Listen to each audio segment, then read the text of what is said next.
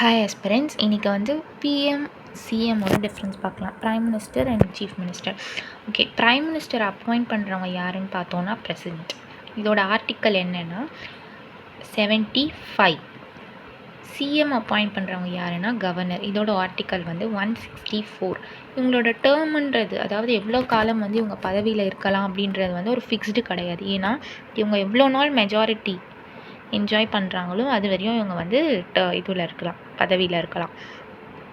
Salary வந்து parliament தான் வந்து டிசைட் பண்ணும். இதுவே சிஎம்மாக இருந்துச்சுன்னா ஸ்டேட் லெஜிஸ்லேச்சர் வந்து டிட்டர்மைன் பண்ணும் இவங்களுக்கு எவ்வளோ சேலரி அப்படின்றத. அதே மாதிரி இவங்களோட ரிமூவல் எப்படின்னு பார்த்தோன்னா பிரசிடெண்ட் அண்ட் கவர்னர் இவங்க வந்து சும்மா இவங்களை ரிமூவ் பண்ணிட முடியாது. ஒன்று இவங்க கான்ஸ்டியூஷனுக்கு அகெயின்ஸ்டாக எதனா பண்ணியிருக்கணும், இல்லைனா மெஜாரிட்டியை வந்து அவங்க லூஸ் பண்ணியிருக்கணும். இப்படி இருந்தால் மட்டும்தான் இவங்களை வந்து ரிமூவ் பண்ண முடியும். நெக்ஸ்ட் இவங்களோட ஓத் வந்து யார் எடுக்கிறாங்கன்னு பார்த்தோன்னா யார்கிட்ட இவங்க பண்ணுவாங்கன்னா பிரசிடெண்ட். ப்ரைம் மினிஸ்டர் வந்து பிரசிடெண்ட்கிட்டையும் சிஎம் வந்து கவர்னர்கிட்டையும்.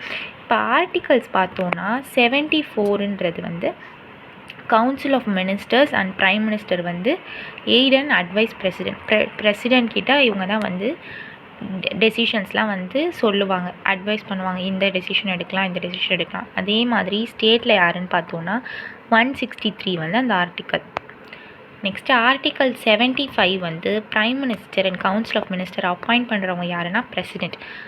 164 இது வந்து ஸ்டேட்டில் prime minister and council of minister chief minister and council of minister appoint பண்ணுறவங்க கவர்னர்.